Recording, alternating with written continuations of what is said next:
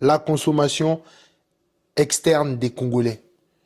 Aujourd'hui, tu sais, je t'ai envoyé une vidéo où je parlais, où j'essayais de comparer l'Afrique et les pays du Golfe qui ont eu leur indépendance plus d'une décennie après nous. Mhm.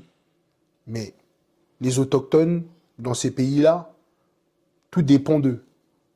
On voit pas dans les pays du Golfe, par exemple au Qatar, ou dans les villes comme Dubaï, où on voit des étrangers mépriser les autochtones, comme chez nous, où les Congolais sont méprisés par les Chinois, par les Libanais, ou même on peut voir aussi si, par exemple, quand il y a l'Aïd, si, bon, j'aime pas utiliser ce terme-là, Westaf, si nos frères De l'Afrique de de l'Ouest. l'Afrique de l'Ouest ferment les magasins parce qu'il y a l'Aïd ou parce qu'il y a une autre fête, les Congolais ne vont plus manger.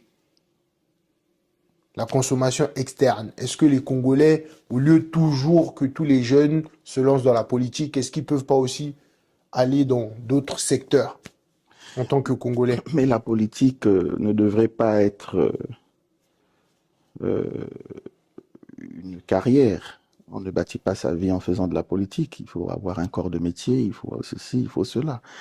Maintenant, en ce qui concerne euh, notre dépendance à la consommation extérieure, effectivement, c'est un problème assez préoccupant. Oui, c'est grave. Je me suis rendu récemment compte que l'œuf, je parle de l'œuf, produit au Congo-Brazzaville, est plus cher que l'œuf importé du Cameroun. Il y a un problème. C'est grave. C'est extrêmement grave. À cela, il faut rajouter aussi le fait, ne nous voilons pas la face. Nous, les Congolais, nous ne sommes pas commerçants. Nous n'avons pas ça dans nos gènes. Oui.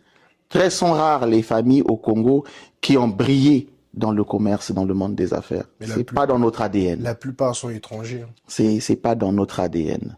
Mais qu'à cela ne tienne, il existe des textes au Congo qui donnent l'obligation aux communautés, aux mairies, aux communes, de laisser les artères principales commerciales au sujet congolais. Les étrangers en arrière.